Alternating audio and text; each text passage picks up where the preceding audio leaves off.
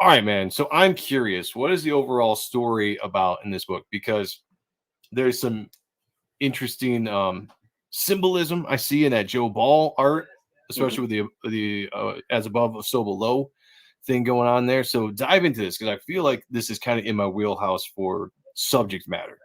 Yeah, so I mean, first off, I like to describe it as kind of a stiff drink. It's equal parts urban fantasy, science fiction, and supernatural thriller with Lovecraftian salt around the rim. Mm. And it's filled with supernatural and biblical lore. So a lot of people assume this was inspired by the Gargoyles TV show, and Right. it actually wasn't. I hadn't seen it since I was a kid, and it was actually inspired as a result of a dream that I got after I got a Oh, gargoyle tattoo on my chest.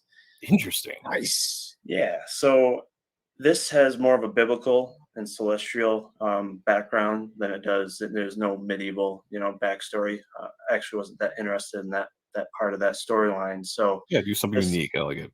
yeah, it ties more into archangels Oh, and things nice. like Nice. that. So essentially, it is about modern day Detroit. As I mentioned, I'm originally from Michigan, so the city is engulfed in corruption and mayhem. So no surprise. So like there. real life. Based on a true story. Based on true story, yeah. Yeah, sprinkled in a lot of healthy realism into it. So if Yeah. you're a fan of Watchmen, things like that, you'll definitely love this storyline. But it's about pure, heroism, versus anti-heroism, and all of that corruption and mayhem is being headed by the antagonist, whose name is Incubus, the wicked-looking villain here.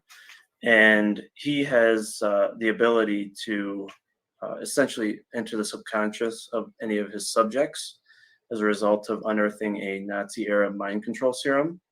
So he can enter their mind and bend it to their will, or bend it to his will, so that they cannot feel any pain or any fear. And he creates the perfect super soldiers in that manner. But what he doesn't expect is for one of his subjects to screw up and get caught while he's attempting to rape a woman by just an average man, which is Slade, the protagonist. In doing so, he sacrifices his own life to protect that woman, and it awakens a ancient grimoire that's just a few blocks away that senses that a man is about to unjustly be taken from the earth before his time. Interesting.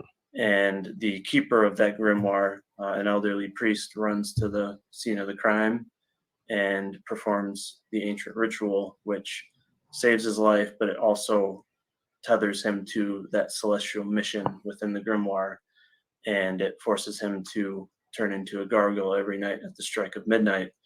And when he wakes up, he has to piece together what happened the night before.